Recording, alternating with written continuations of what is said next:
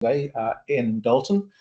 Ian's a graduate of the National University of Ireland and of Cambridge University, where he received a PhD in history in 1977. He's fellow of the Royal Historical Society and was for many years an Irish public servant. And since retiring has returned to his first love, which is history, and has published very widely on the histories of Southern Irish Unionism and Protestantism, on big house historical and literary themes, and the nature of Irish loyalism.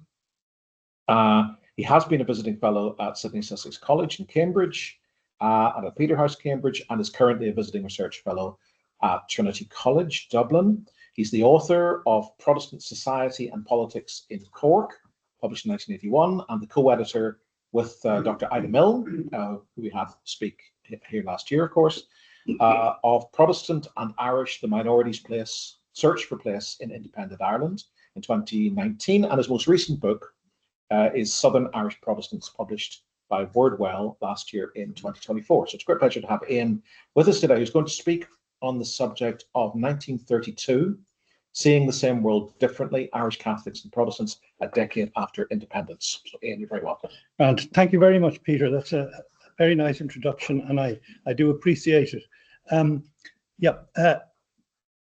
This is a slightly indulgent paper, and I'll say no more than that. But when you get to my great age, you say feck off everybody else, basically, excuse the French, and you do what you want to do, and that's what I'm doing today. So you know that sometimes when you're in pitch darkness trying to see something, you'll do better by trying not to look directly at the object, but slightly away from it. So this is how I'm going to approach the subject matter about which I'm dealing today. First, my argument is almost entirely illustrated through the eyes of the Free State for two reasons. The North obviously has its own dynamic, if it can be called that. Here, there was a greater sense of stasis and entrenched positions, curiously resistant to the processes of political, social, and cultural development that are a feature of most other societies. We might say that the dreary steeples of Fermanagh and Tyrone were as dreary in 1932 as they had been in 1922. And while on the surface much could be said similarly of the Free State, what offers interest is how all was not glaciated or set in stone. That can tell us something revealing, I think, and thoughtful about the nature of minority and majority relationships in polarized societies, and how minorities construct and maintain a narrative that suits their circumstances and desired trajectory. The literature on the dynamics between majority and minority groups contends that these are often primarily shaped by historical contexts, power imbalances, and cultural factors, rather than mere numerical differences. The majority often dominates social, political, and economic institutions, while the minority has to navigate systemic marginalization. But that depends, of course, on the relative power and privilege systems of each. 1932 represents a time when those were in a different balance, in a different conception. In an inversion that would have been piquant if it hadn't offered a serious denominational rift that spilled well beyond the purely religious, Catholics used the Eucharistic Congress to emphasise the state's obeisance to the Vatican. Anglicans countered that with a presumptuous claim on St. Patrick, leapfrogging the inconveniences of reformation, plantation, and penal laws to anchor the minority firmly in the contemporary and the national. My second sideways glance is that while I'm interrogating the 1932 Irish world, it will be largely from the perspective of Southern Irish Protestantism. The Protestant spotlight will, I hope, shine some light on how and why the Irish Free State saw itself as exclusively Catholic. My conclusions aren't essentially new or earth-shattering, but I'm hoping that they will go some way to explaining why the Southern Protestant minority eventually ended up in a somewhat more comfortable place in the state it is inhabited, as counterpointed with the trajectory and positioning of the Northern minority in its part of the island. The year 1932 marked a decade of the Irish Free State. From the Protestant perspective, a British Dominion with King George V as head of state. From the Catholic, a fiercely independent Ireland with a president, albeit as the head of government rather than state. That's a considerable simplification, of course, but in general, it held true for the two primal peoplehoods that together made up about 99% of the Free State's population. Irish independence in 1922 had beached Southern Protestants on the wrong side of a revolution. As the Irish Times, fearful for the minority, had then written, all their old landmarks have disappeared. They have reached a point where they must break with traditions that were very dear to them. They are forced to adjust their minds to an entirely new set of ideas and ideals. Rosamond Stephen, loitering outside Dublin Castle on the day of the handover to Collins's provisional government, was in despair. I stood in Dame Street and watched with the crowd for the giving over of the castle to the provisional government. It has haunted me ever since. It was horrid beyond words. Then some of them said that the sun was shining and that it was a great day and Ireland was coming into her own after centuries of oppression. And I said it was very amusing to watch a crowd, but I had to go, unfortunately. So I left them. But it seemed more as if Ireland had left the erstwhile Unionists. And yet in one reading by 1932, it seemed that the Southern Irish Protestant trajectory hadn't been too disastrous. In significant respects, this innately conservative and a relatively prosperous people found it not too difficult to go with the Ireland that we made, as Arthur Balfour had smugly claimed in 1925. While Southern Protestants in the main would not have seen themselves contributing to Ireland as, quote, a notion, in the words of De Valera's hilariously misspelled tribute to Protestant nationalist Robert Lind, raging radicals they were not much less illiberal than Catholics on many social and economic issues. For tax-paying Protestants, the state turned out to be fiscally orthodox. A Protestant minister for finance knocked a shilling off the old age pension as a contribution to balancing the new state's books. Protectionism was quite acceptable to family-owned firms. The Free State reformed education management, even if its aggressive promotion of the Irish language grated. Its cultural conservatism suited the majority who didn't necessarily want to divorce, limit their family's size by artificial means, or expose their servants to licentious literature. In the arena of ideas, many Southern Protestants were as suspicious as their Catholic neighbours of any, summed up by the Reverend Victor Griffin's later faux horrified reaction to contrarian essayist and polemicist Hubert Butler as, God, he'll get us into trouble. If the likes of Yeats and Butler, as far removed from many of their co-religionists as from the mass of Catholics, imagined they led an army, it was in the main a conscript one, reluctant and uncomprehending. Furthermore, the legacy of the British regime, from Catholic emancipation to the treaty, was unplanned and serendipitous, but was one in which the great issues, land, local government, education, the church, had been effectively settled by the end of the Union. Once all that was gone, in writer Elizabeth Bowen's words, in the life of the new Ireland, the lives of my own people become a little thing. That might have been all to the good when compared to the fate of more visible minorities in the post-Great War European successor states. However, if irrelevance had any value, it surely meant that Southern Protestants should have been left in peace to enjoy their invisibility. Yet even that did not happen. The cascading effect of land agitation, parnellism, Catholic religious aggression, and the Gaelic cultural revival had led to an Ireland whose narrative inexplicably demanded the adherence of Protestants to the nation and their exclusion from it at one and the same time. Looked upon, in the words of a Protestant novelist in 1916, as, quote, illegitimate children of an irregular union between Hibernia and John Bull, they were caught in this perplexing and maddening paradox. For a time around independence, that paradox could not be sustained peaceably. Between the censuses of 1911 and 1926, the Protestant population of the Irish Free State declined by 33%, compared to a decline of 2% of Catholic numbers. When the departures of military families, civil servants, and police are counted, any overestimation of the effects of the Great War is discounted, declining fertility and the effect of mixed marriages is entered into the equation, we are left with the inevitable conclusion that a significant proportion of the overall decline was due to migration. This was the price to be paid for stubborn loyalism. However, there is no real consensus as to what proportion or indeed numbers of Protestants either voluntarily or involuntarily emigrated, nor indeed how many returned in the years subsequent to 1926. The census returns for that year due next year may give us considerable enlightenment in that regard. Localities differ widely. For instance, in the case of County Cork, nearly half its Protestant population was driven out or left in the period from 1920 to 1926, even though it had seemed to have been relatively well integrated with its Catholic neighbours. And the West Cork experience was particularly bad.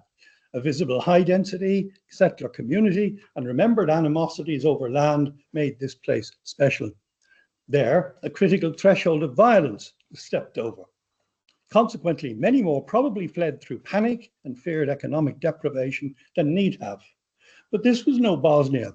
In Longford, by contrast, the IRA leader, Sean McKeown, attempted to allay Protestant fears by issuing a soothing proclamation. And after that, he wrote, the families that had had their bags packed, ready to leave, remained in their homes. The decline of the Protestant population in the 1911-26 period should be set alongside the fact that it fell by a similar proportion again between 1926 and about 1953, and by a further quarter on that 1953 number by 1991, due to emigration, weak fertility, an older age structure, and the effects of mixed marriage rules and prejudices up to the 1970s. There has, though, been a 40% increase between 1991 and 2022. This isn't germane to the main argument of this paper, but it certainly gives you an idea of trajectory and direction of travel. So these later data put into context R.B. McDowell's cool assessment of the earlier period that, quote, hardships sustained by the Southern loyalists were on the whole not excessively severe nor long-lasting. This is a significant point of difference with the Catholic population. Despite both communities suffering continual migration, the origins or perceived origins of Protestant population decline marked out differing perceptions and possibly memories of what Ireland actually meant to each. One other point has to be noted, is that the artifacts of religious difference, churches, parish halls, graveyards, remain virtually untouched. Perhaps this ecclesiastical landscape was a visual Ireland common and seen to be common to both communities. But the quantum of population is not the only game in town. Even in 1932, Protestants had another story to tell from another angle, and that was based upon their socio-economic embedding in the country. This was, or had been, a dominant minority, amply illustrated in the 1926 census. With 7% of the population, Protestants still comprised well over 50% of the bankers, 40% of the lawyers, and 20% of the doctors. More than a fifth of large farms were still in Protestant hands, and Protestants occupied a similar proportion of the managerial classes. In short, in 1911, Southern Protestants had had a lot to lose, yet by 1926, they hadn't actually lost it. This economically dominant and quasi-elite minority couldn't really opt out. In their everyday lives, they saw the same Ireland as Catholics, and in one area where the Protestant Catholic worlds may have been most visible to each other. It might have seemed unduly optimistic for the government of Ser Stát Éireann to place an advertisement seeking recruits for the new National Army in the Church of Ireland Gazette in February 1923. The conventional wisdom would see the Gazette's readers spluttering into their teacups on opening the paper that February day, and indeed maybe they did. But 6 years later, the published census indicated that the proportion of Protestants in the Irish Army was not significantly different to that in the general population. Again, neighbourliness across denominational lines, especially in rural areas and in rough times, is well documented, typified by Sean O'Casey's Betty Burgess in his play about 1916, The Plough and the Stars.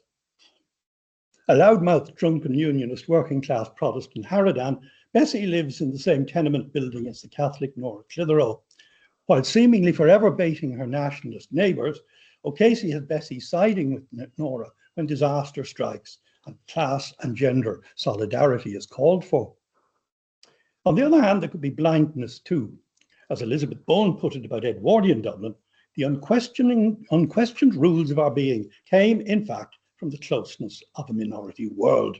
I took the existence of Roman Catholics for granted, but met few and was not interested in them. They were simply the others, whose world lay alongside ours, but never touched. Or Lionel Fleming, writing of his childhood before the Great War, nothing counted for about 3 miles on any side of it because there were no Protestants until then. In the New Ireland, erstwhile landlords like George O'Callaghan Westrup in County Clare and the Evanses in North Cork had to get their hands dirty as gentlemen farmers. The Protestant shopkeepers in the towns and cities, their customer base largely from the other side, inhabited the same reality as their Catholic neighbours. Economic pressures imposed the same privations on both communities. The 1929 crash and De Valera's economic war were no respecter of religious redoubts. Protestant emigration mirrored the Catholic variety, and the sadness of children and parents at parting was a universal emotion that transcended denominational difference. Another narrative, however, has Southern Protestants from independence in 1922 through to the 1960s relentlessly being on the back foot, whether this be measured by demography, its relative economic position, its political powerlessness, or its apparent cultural marginalisation.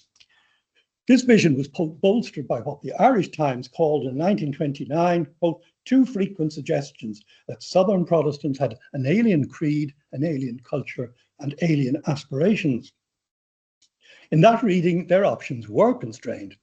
In those circumstances, the obvious route to self-identification and preservation of the tribe was an internalized one. This was the deliberate creation and maintenance of a Protestant world separate from the Catholic. Utilizing this, they could largely ignore the new dispensation, and many did, within comfortable and comforting stockades of churches and clubs, Freemasonry, firms and farms, professional institutions, and congenial socialization.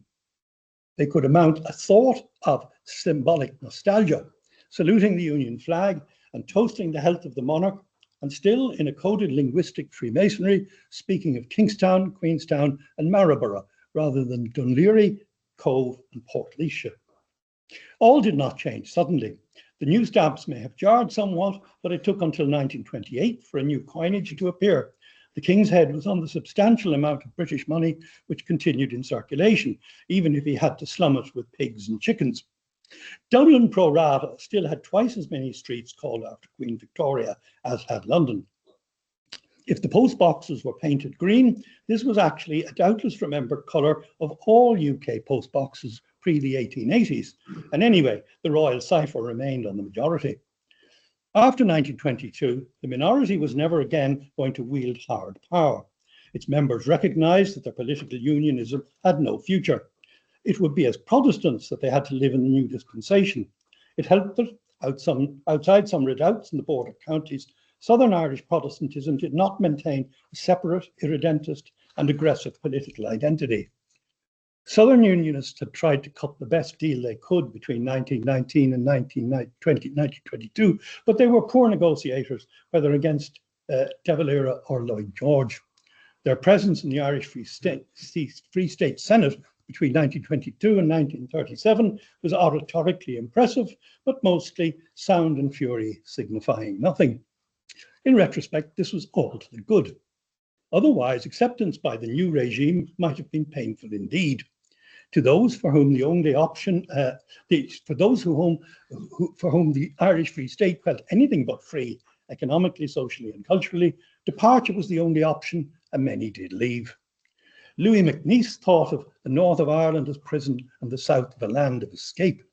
But fleeing from a literal and grim Ulster religiosity, his poetry needed to be rooted in pleasure. That, ultimately, the warm, sensuous mouth of, quote, ripe England gave him, not the censorious pursed lips of 1930s Ireland, north or south. Those who remained, or who, like Elizabeth Bone, travelled back and forth across the Irish Sea in the perpetual transits on the hyphen between Anglo and Irish, were liberated from an albatross of history. The generation that bridged loyalty to Crown and Republic had to decide how it was to deal with the new state of things. Were they to be visible or invisible? Playwright Lennox Robinson and poet W.B. Yeats were in little doubt. At the end of Robinson's play, The Big House, published just 6 years before 1932, in contrast to her spineless, weary parents, its heroine, Kate Alcock, is defiant. They're afraid of us still. We must glory in our difference. be as proud of it as they are of theirs. Protestants can be, quote, formidable if we care to make ourselves so. The tone echoes Yeats's famous speech in 1925 when he had electrified the Irish Senate with his take on Irish Protestants, on their vision of the nation and national life. We are one of the great stocks of Europe. If we have not lost our stamina, then your victory will be brief and your defeat final, and when it comes, this nation may be transformed. His was not the first magisterial voice with such sentiments. The historian Lecky had written in similar terms at the time of the first Home Rule Bill and the Juris Dicey at the second. But the context in which Yeats spoke was radically different. The grandiloquence of his language in direct inversion to the position of powerlessness that Southern Protestantism now occupied. In this brilliant and dangerous speech, he captures a truth from the reality he perceived Irish Protestantism to be. Sublimating an entire people into an imagined past, the poet sends them into a stern and predetermined future. Never mind that it is doubtful whether he had the majority of Southern Protestants on his side in 1925, or even that many understood what he was up to. Stating a reason for existing was the point, in the teeth of such as Daniel Corkery, who in 1931 had argued that Protestant culture was always an impermanent structure. The experience of the 1919 to 23 period and the long finish of its remembrance warned Protestants off assertive visibility. Quote, acquiescence seemed the only course open to them, and they adjusted themselves to the new conditions more quickly and with less difficulty than might have been expected, unquote. It might be thought that this is about 1922, but here historian J.C. Beckett was referring to those Protestants who were opposed to the Act of Union after 1801. Southern Protestantism, Protestants after 1922 had been in this place this time before. They could be there again, or so it seemed. Echoing Yeats, history was cyclical. The soul of man lived many lives. Acquiescence did not necessarily mean surrender. It invited imaginative flexibility and surmounting obstacles. Characteristically, one option was a private response. 7 years before 1932, my pregnant grandmother was brought to Belfast to ensure that the child she was to bear would be indisputably a subject of King George V. The long-term existence of the new state was by no means certain, and it was made progressively less congenial to Protestants by legislation in favour of the Irish language and based largely upon Catholic social teaching. Singularity is never popular, advised John Gregg, the Church of Ireland Archbishop of Dublin, in October 1921, and as white mice, Protestants were encouraged to keep a low profile. The furore over the appointment of a librarian in Mayo 2 years before 1932 exemplified the dangers of sticking heads over parapets. The bespectacled and respectable Trinity graduate, Miss Letitia Dunbar Harrison, was appointed in the teeth of local Catholic opposition by a centralised local appointments commission in Dublin. The County Council refused to ratify her appointment, ostensibly on the basis of a lack of Irish language skills. But it is hard to avoid the conclusion that in a county where Protestants, never mind Protestant women graduates of TCD with double-barreled surnames, were as rare as hen's teeth, the underlying animus against her appointment was sectarian. Nevertheless, we must be careful of ascribing a single, simplistic, apparently obvious motivation. From other angles, it also carries overtones of good old-fashioned misogyny, the rights of working women in a democratizing society, and their position in public administration. And above all, a trial of strength between a jobbery-oriented local administration and a central power seeking to counter corruption. It is not surprising, therefore, that with a few exceptions, columnists in the more courageous Irish periodicals, writers such as Butler and Yeats, and some prominent but totally atypical churchmen, the minority largely chose not to confront and engage. Some Protestants became visible in a different way, though, embracing parts of the nationalist narrative and by a process of osmosis, acquiring and sharing a sense of the Catholic world through such as devotion to the Irish language. After independence, the duty that had tugged intermittently at Protestant sleeves before 1922 was no more. The state apparently did not want them, and they could thus retreat into a private and near invisible to the majority community of schools, stockbrokers, Freemasons, the churches and Trinity College, while writing letters to themselves in the Irish Times and the Church of Ireland Gazette. A lively associational culture based around Anglican parish life and mainly minority sports such as sailing, tennis, badminton and golf oiled the social wheels. And in the 1930s, it was still possible, even in a place like Cork City, where less than 5% of the population was non-Catholic, to live a Protestant life and die a Protestant death without necessarily entering into a Catholic world.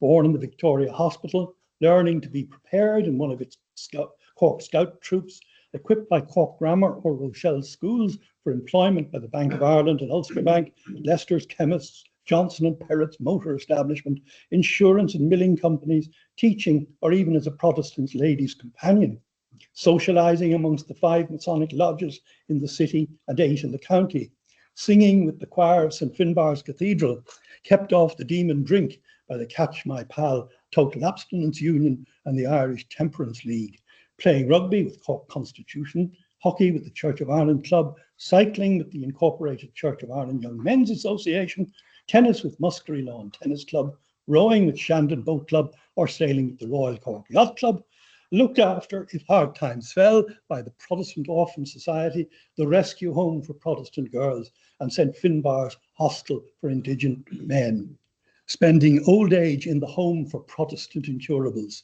and finally buried by crosses, undertakers. And so to 1932 itself.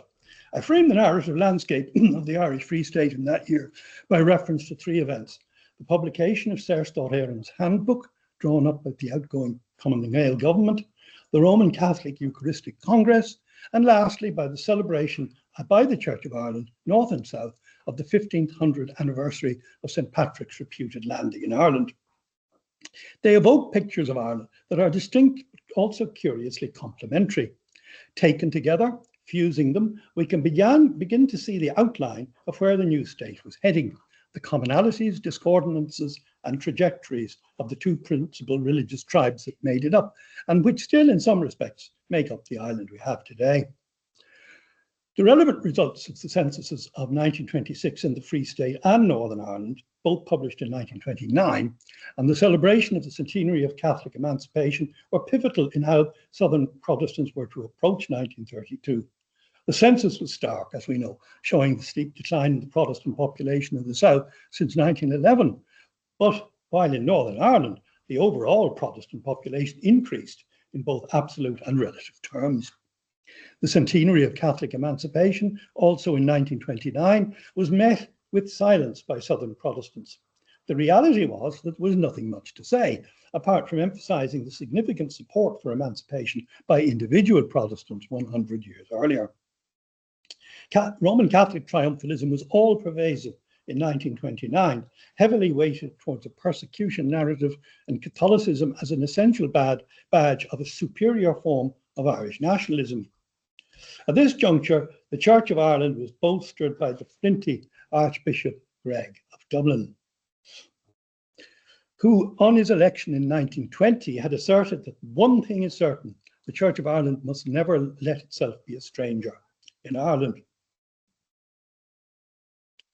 The point about the handbook is that insofar as it painted Ireland in 1932, it is one that in general belittles and dismisses the history that Protestants in 1932 would have largely grown up with.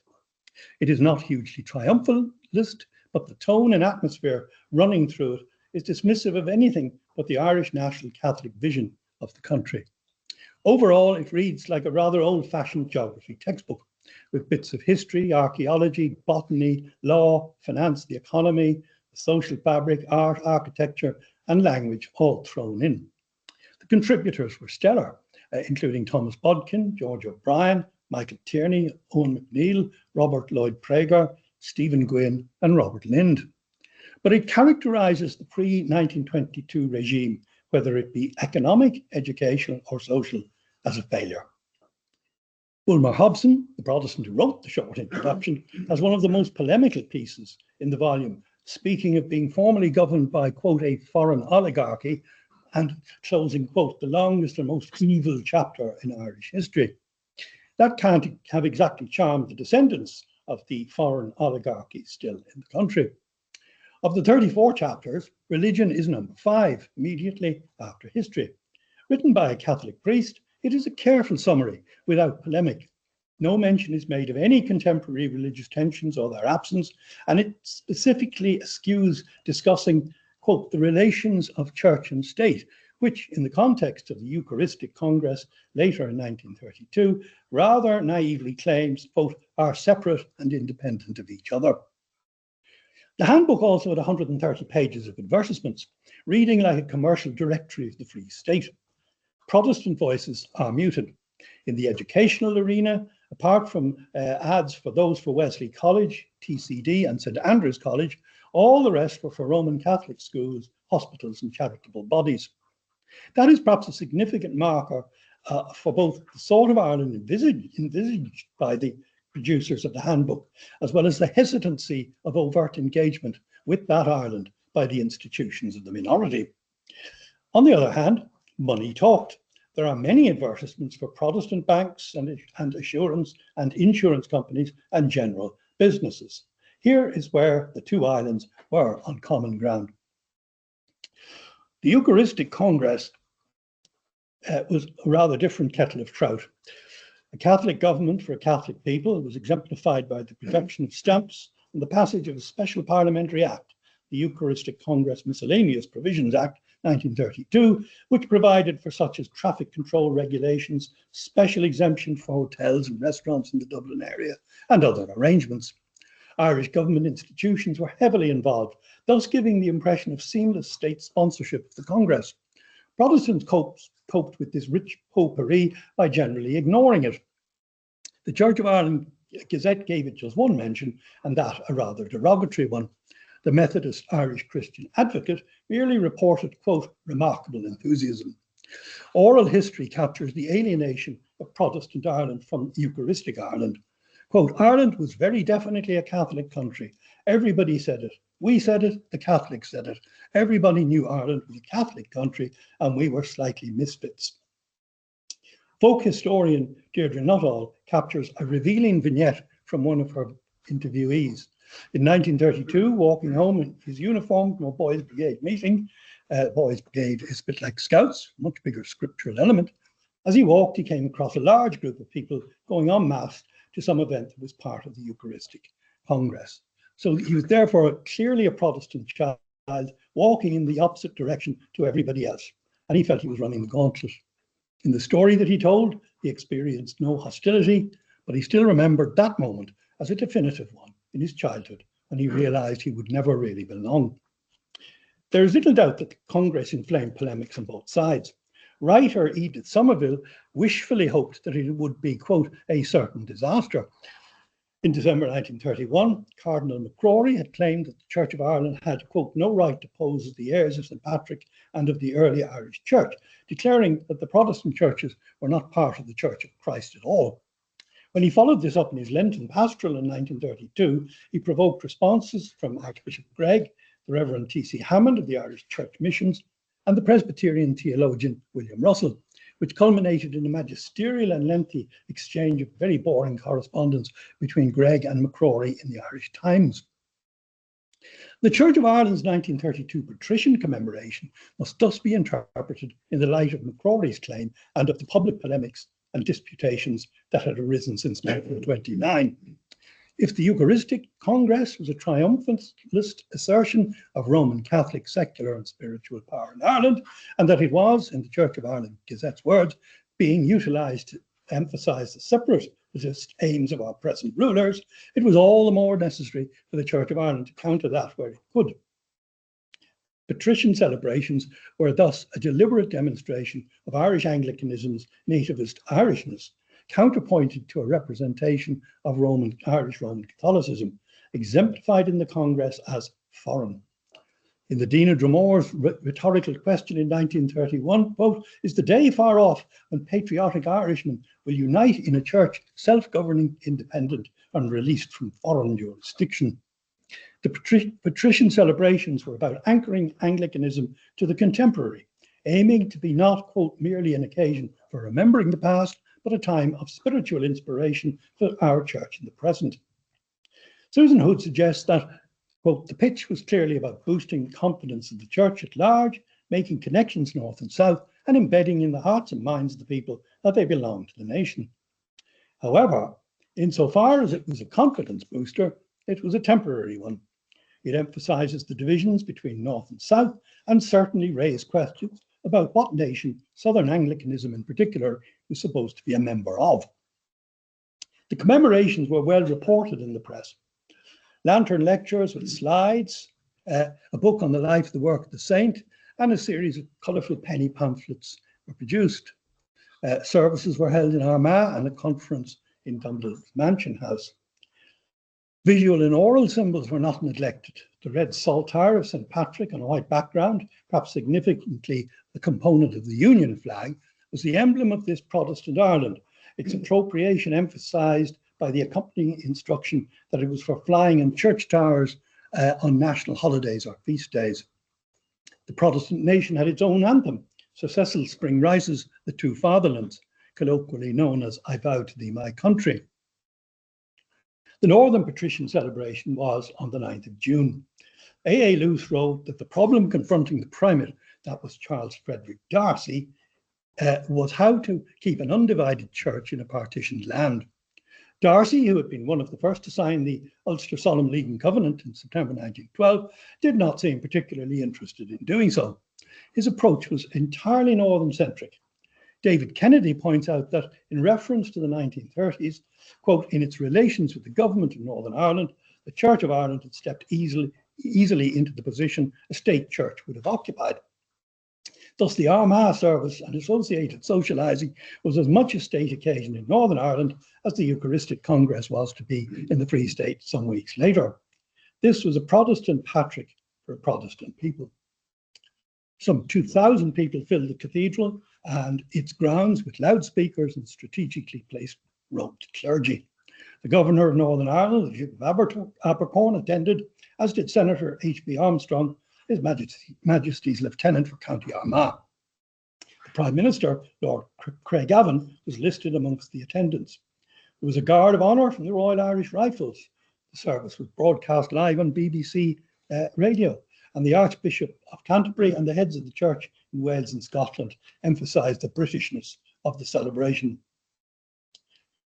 Darcy clearly felt that all this represented what he called a great central celebration. His 1934 memoir devotes only one sentence to the Dublin Conference, in contrast to 3.5 pages on the Northern celebrations. This is not how it was presented in the official report of the commemoration, which merely had it as one of many in a list of activities carried out by the various dioceses. But if these Northern celebrations exhibited the Church of Ireland as practically the official church of Northern Ireland, the Southern Conference held in Dublin in October 1932 was a very different affair. There was no official Free State involvement or recognition, perhaps an acknowledgement that Protestant Ireland could never really be regarded as the same as the Catholic version. Now there was the extra Ireland dimension that had characterised the Armagh service. And in reality, Patrick was somewhat peripheral to the business at hand. Only one session of 7 was devoted specifically to the saint. And the most that Greg could claim was that the conference would have a quite definitely patrician feel. It seemed that this Protestant vision of Ireland was defined by more what it was not than what it was. But that would be misleading. However absurd it sounded, Greg at the conference's closing service, and contra the Eucharistic Congress, was prepared to assert that the Church of Ireland was, quote, the most Irish thing there is in Ireland. The official report carried a provocative title, The Church of Ireland AD 432 to 1932. The preface likewise, which laid a determined claim to its patrician descent and Catholicity as she, quote, enters upon the 16th century of her history. Furthermore, if the backdrop was that of 1 million people kneeling at a Catholic Mass in the Phoenix Park, the Protestant foreground features a vision of Ireland in which Protestantism would play a vital part in its regeneration, social and moral. The content of many of the papers given to the conference confirms that. Anti-Romanism was obviously a feature that was neither surprising nor unusual for the age. Doubtful histories were recounted by clerical historians, including those who would later controversially feature in Alison Phillips' History of the Church of Ireland, leavened only by a few neutral scholarly contributions from the likes of David Chart and Robin Flower. Even Gregg's level of historical ignorance is revealed by his biographer. He'd approved a poster showing St. Patrick wearing a most unhistorical mitre. But the scholars rehearsed the mantra that Patrick's church was not under Roman sway and was the lineal descendant of the pre-Reformation Celtic church, and that in the Reverend W.S. Kerr's words, by every test that we can apply, the teaching of the Patrick is seen to be in harmony with the main doctrines of our Reformed Church of Ireland, unquote. Of more interest than the dubious history affecting to portray the Church of Ireland as native and independent was a presentation of Irish Protestantism as modern and relevant to contemporary Ireland. In the Dean of Ross's words, there is vision for the Ireland that we love and for whose welfare we claim our right to live and work. There were two striking organisational manifestations of this. One was that, in the Irish independence, slightly patronising tone, more than half of the large attendance was composed of women. This was a direct counter to the Eucharistic Congress, where the official masses were segregated on gender lines. Another perhaps surprising fault lay along the promotion of the Irish language. A session of the conference was held wholly in Irish, presided over by the eminent Protestant nationalist UCD academic Osborne Bergen, and, quote, very well attended, especially by young people. The official report had 19 pages printed in Irish, contrasted with just one in Irish in the Catholic Truth Society's commemoration volume on St. Patrick, published earlier in 1932. Protestantism as precept was a constant theme. There were sessions on the moral witness of the Church and the Church today. The Dean of Christ Church expounded at length on the Church of Ireland Purity Society, while one closely argued paper, headlined by the Irish Independent delicately as an attack on gambling, was a ferocious onslaught on the place of the hospital sweepstake in Irish life. As if to emphasise the difference in vision, the advertisement for the sweep in the official handbook had been the first in its 130 pages of ads. And if the Catholic Free State had internationalised itself by supporting the League of Nations, the Southern Protestant Free State did so by emphasising connectivity with the British Empire, primarily its cultural reach. As the warden of St Columba's College Dublin complained, we are rapidly losing our birthright and heritage of British tradition and culture, at which I am not ashamed to regard as the finest in the world. William Thrift, the TD for Trinity on Church and State, had an alternative externality for Protestants to cling on to. The function of the state is to secure the well-being of the people. The function of the Church is to show that such well-being is involved in that of the rest of the world. The state tends to become national. It is the duty of the Church to combat this tendency. And Bishop Frederick McNeese's talk on, quote, war and peace echoed Thrift's in placing Irish Protestantism's moral position within a broader universal context. The conference bore every outward sign of success, remarked the official report. The attendance numbered over 1,000 and overflow accommodation had to be provided. Southern Protestantism was in a hurry. The conference report was produced quickly in December 1932, just 2 months after its end. This was indeed working at Irishness. The Irish Times' editorial advice in June 1932 that, quote, members of any church in Ireland who seek at this time to advertise points of Christian difference rather than points of agreement incur a heavy responsibility. And its challenge that, quote, rich in that common heritage, can we dare to diminish it by a quarrel amongst ourselves, had been largely ignored by the Church of Ireland. Looking backwards was not an option. In the words of the Reverend R.M. Gwynn, in his talk on social services, I propose to say nothing about the past. And indeed, the 1932 patrician celebrations in the South were, in effect, the prospectus for the Protestant Free State. challenging the Roman Catholic tinged version set out in the contemporaneous handbook.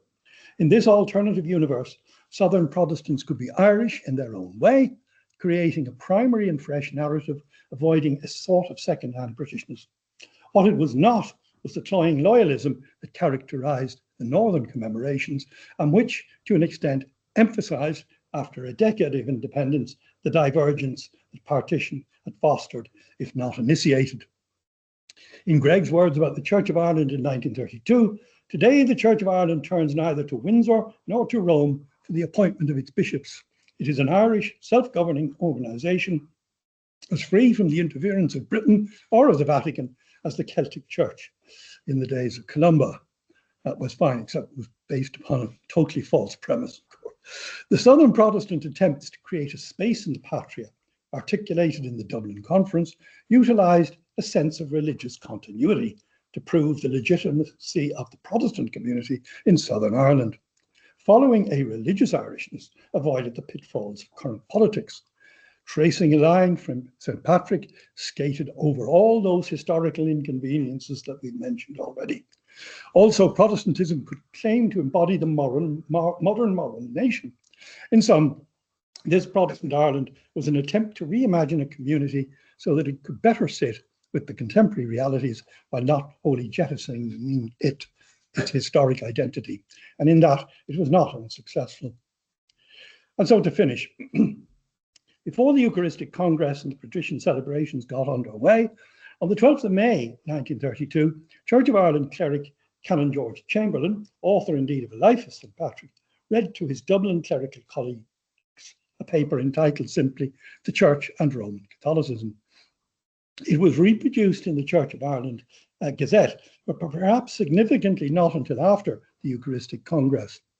He speaks of, quote, the uneasiness caused by our simple presence, and claims that in the moral sphere, we stand for the ultimate decency of things. He excoriates what he called the degradation of the sweepstakes, and condemns both the narrow exclusiveness of the Catholic hierarchy, its provincialism, and the arrogant spirit that informs it, increasingly repugnant to the age in which we live. We stand for a broader conception of Christianity. Setting an example with all, what will impress their Roman Catholic neighbours is, quote, the unanswerable argument of saintliness.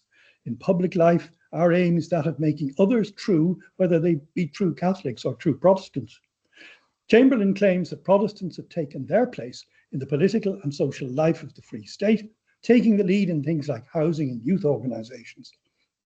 He asserts that they've been a stabilising force, and for all his outspoken criticism, he acknowledges that Protestants, quote, have been treated fairly and generously.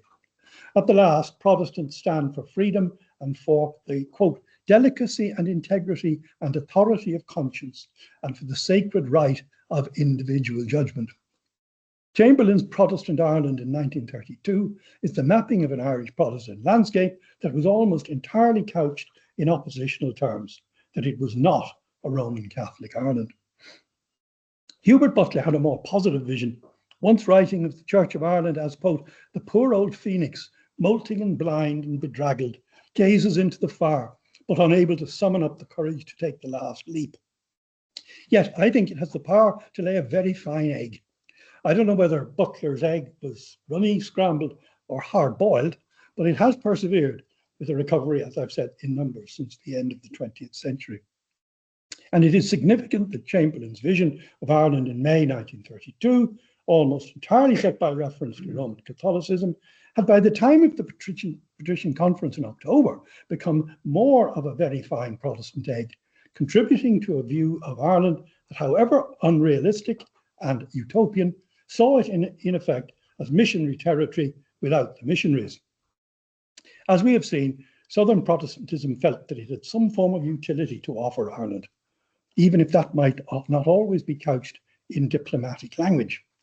Novelist Barbara Fitzgerald, daughter of Archbishop Gregg, through the mouthpiece of a fictional Protestant heroine quarrelling with a Catholic Republican in the 1930s, venomously suggested another raison d'etre for Protestants, that, quote, you need people like us to keep you sane.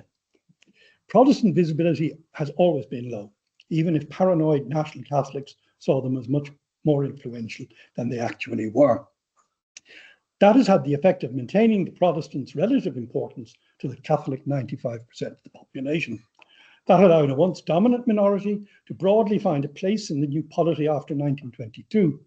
While there were high-profile incidents, such as the Mayo Librarian case, and indeed riots in Limerick in 1935, the Tilson and Fetard-on-Sea mixed marriage contretemps, and a low-level background hum of intimidation and contempt, sustained and endemic overt sectarianism in the independent Irish state is hard to locate.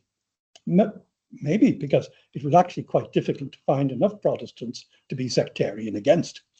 If they were out of sight, they were out of mind too.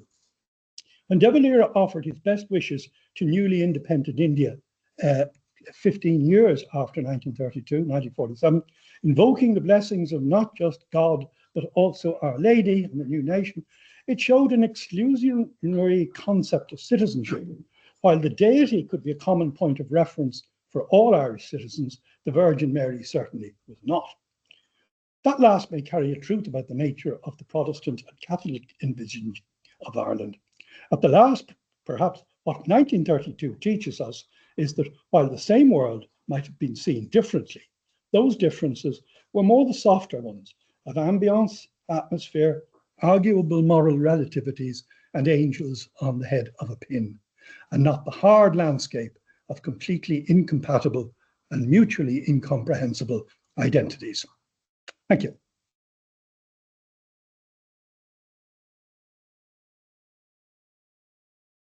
Lots to discuss and to think about there. So if you're joining us online, you want to ask a question, just raise your hand digitally or type a question into the text box, and Becca will let us know. But let's start with the room. Would anyone like to start with a question? Questions for Ian? Yes, Marie. You mentioned John Gregg there, and how important do you think he was in actually reconciling Southern Protestants, Southern Church of Ireland, at least in 1922? And do you see maybe parallels with him and same behavior in the 50s? See the two coming from similar attitudes? Yeah, I mean, I think he had a very, very strong vision that Protestants after independence could potentially be in a very dangerous position. I think that was what moved him and motivated him. I mean, you know, privately, he thought that he'd been banished from the Garden of Eden, and that's quoted in Seaver's biography. But what he did was not let that personal feeling interfere with his view that he had a duty to his flock to at least attempt to make an accommodation with the new state. And so he does he backs off all sorts of things, and he does not push. You know, he was criticized heavily by Northern Unionist Protestants for being seen as a pushover, if you like. But I don't think that was the case. I think he genuinely felt that there was a measurable possibility of his flock being more or less run out of town if they stuck their heads up too much, if they protested too much. They would have to just get on with it and do it. And in the Patrician Conference, that comes out very clearly. His management of it, he was not. He made no objections to the sorts of things, the sort of people lectures that were given and things like that. He had no particular editorial hand in that. And I think to that extent, he was a unifying force. Now, he could be extremely authoritarian. I mean, the other thing about Gregg is that certainly in the 50s, he is the Church of Ireland mirror image of McQuaid. There's no question. I mean, they even looked alike, you know. But if you look at Gregg's reaction to the promulgation of the doctrine of the Assumption, for instance, in 1950, he takes over the Church of Ireland's response to this and actually forbids his clergy from making any comment on it, that he was the true theological fount of all wisdom when it came to this. And of course, he was a formidable theologian as well. So he probably had a view of his own clergy as some of them not being quite up to scratch, I suspect. But he could be authoritarian when he wanted to. But I think he had that vision of trying to keep the lid on the pot. He didn't want it to boil over. And I think in that he was extremely successful. I mean, it was fortunate that he had two long spells as an archbishop, first of Dublin and then of Armagh. And so he is the overriding influence up to the end of the 1950s. And his successors then more or less operate on the same wavelengths. Sims, very definitely.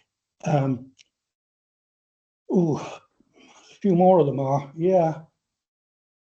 Yeah, but in general, the agenda that Greg laid down has been the script that he informally wrote has not been altered in any material way in subsequent decades.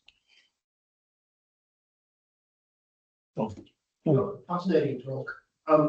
Something else was happening in 1932, which this prior to you at all, which was going to change government. Did that make any difference?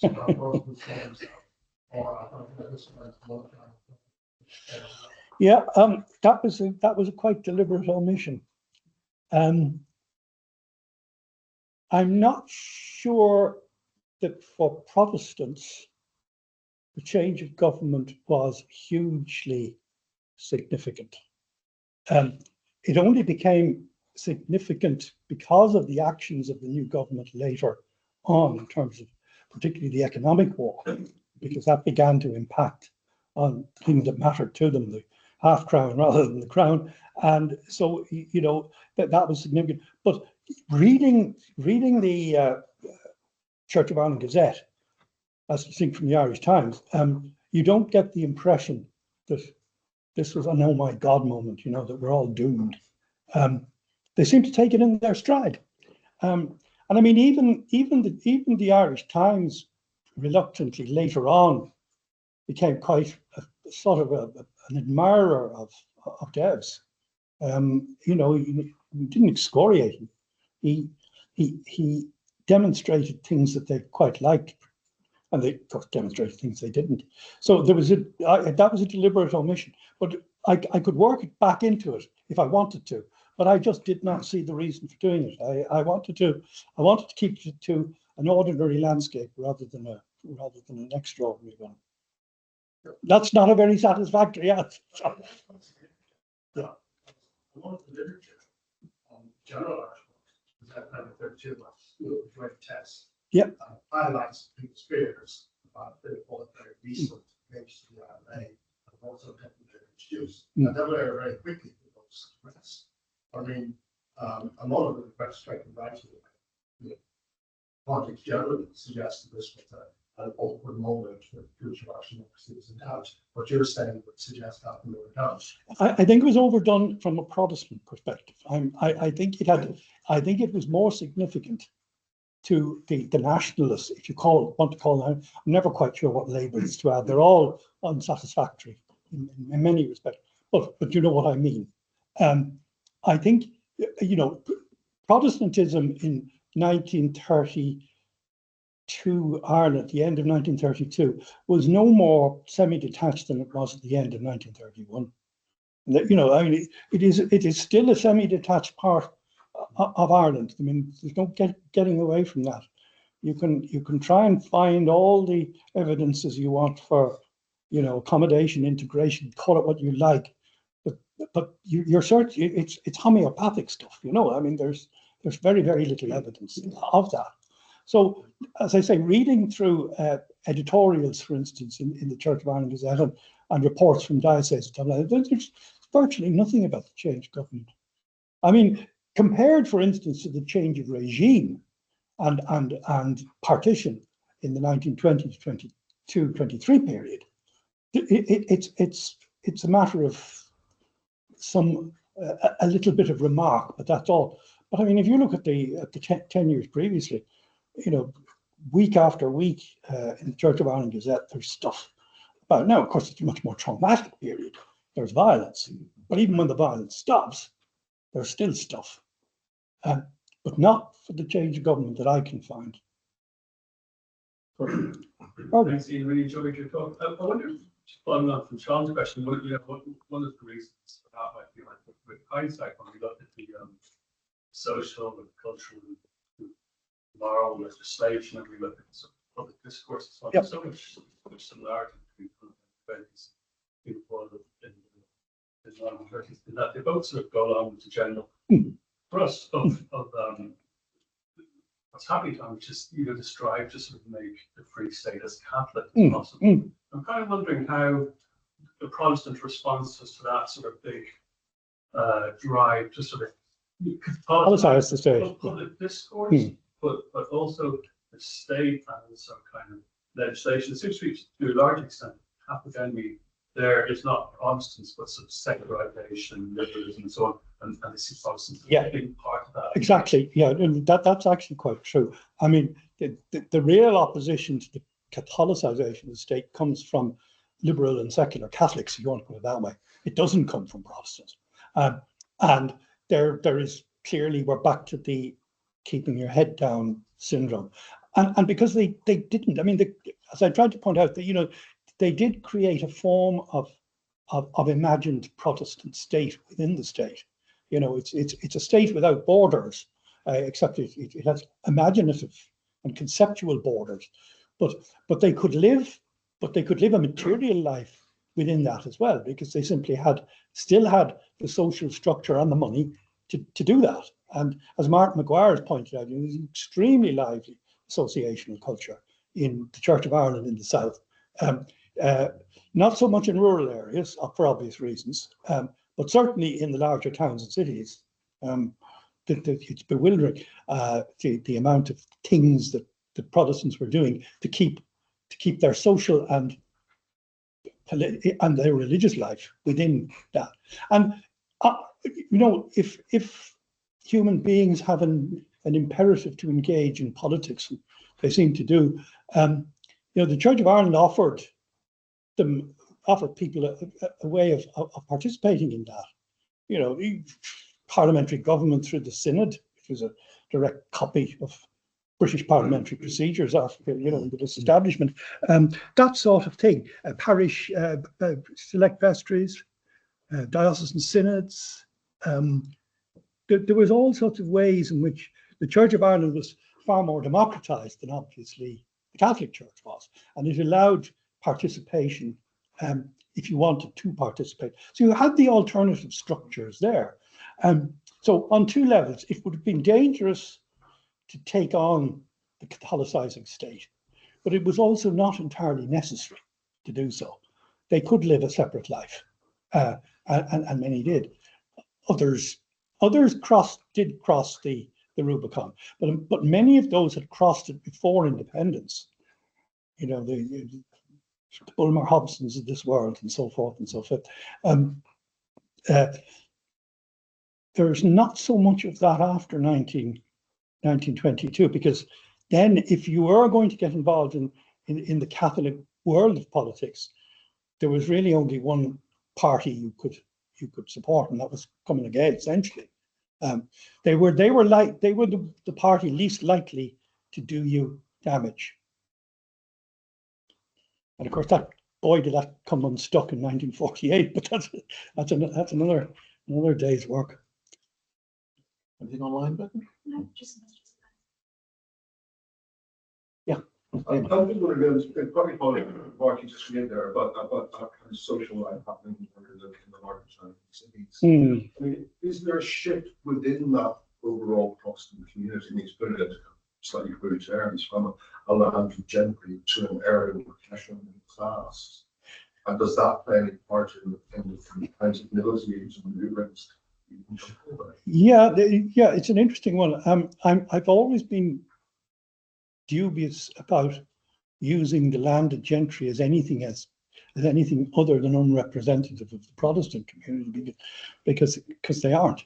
The the difference, the point about the remnants of the landed gentry is they have both money and noise, and they are very noisy in the 1920s and 30s to autobiography and memoir and even literature. So I'm not inclined to that. I think possibly of more interest is the fact that there will have been a shift of rural farming Protestants into towns and cities. The 1926 census, I think, returns should give us a bit more information. We don't even, I'm not sure, Mari will know more about this than I will, but I'm not sure what questions we need to be able to ask of the 26 census when we get hold of it next year. Not landed gentry, but it's the estates around it. It's all the small farmers who would have rented or would have been the estate employees.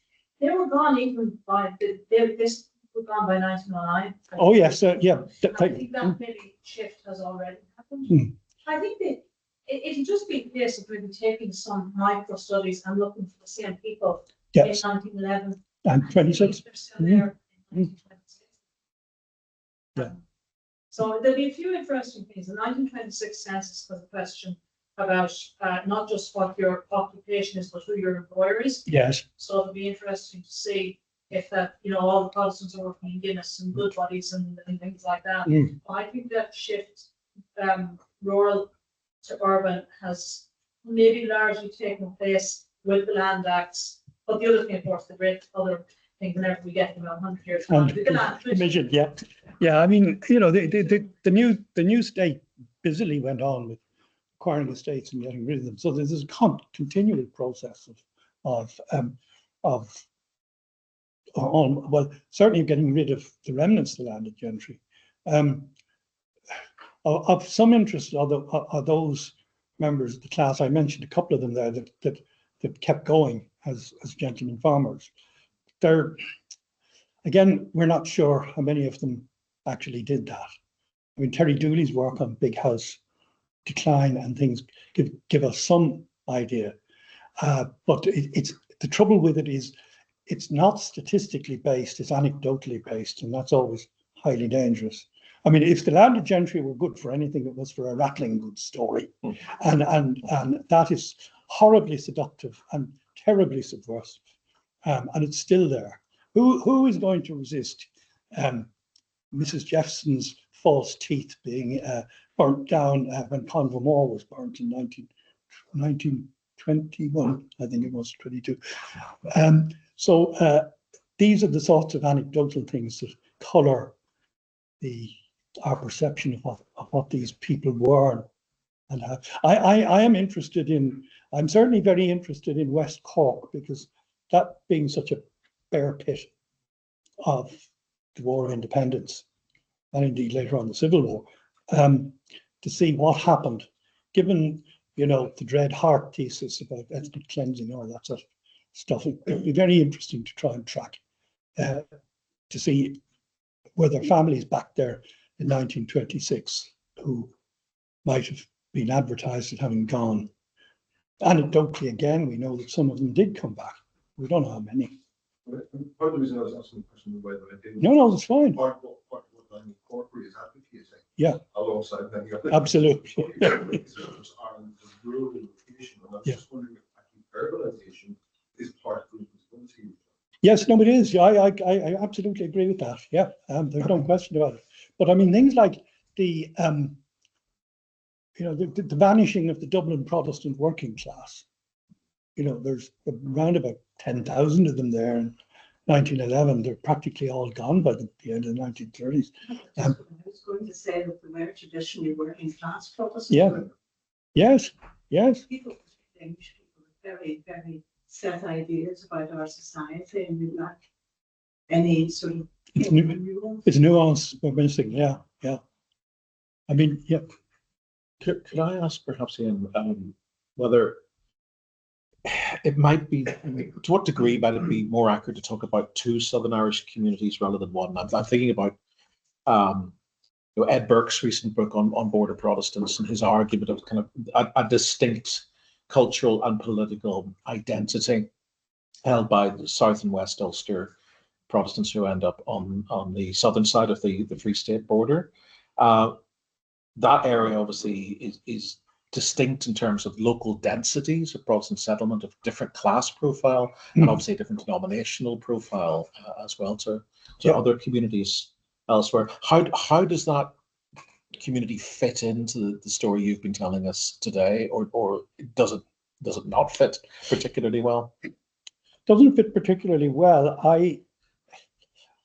The border Protestants, there's been a lot written about them. Tim Wilson's stuff, for instance, and as you say, recently Ed Burke, looking at sort of the militarization of Monaghan Protestants, particularly. But there are two things I think that mark the border Protestants, or maybe more than two. Firstly, they had a critical mass which allowed them under PR to effectively claim a political presence in the Dáil, and they did that right up to the mid or late 1940s, which nowhere else in the Free State stroke Republic could that happen on a sectarian headcount. Even in South County Dublin, it did in the very early years of the Free State.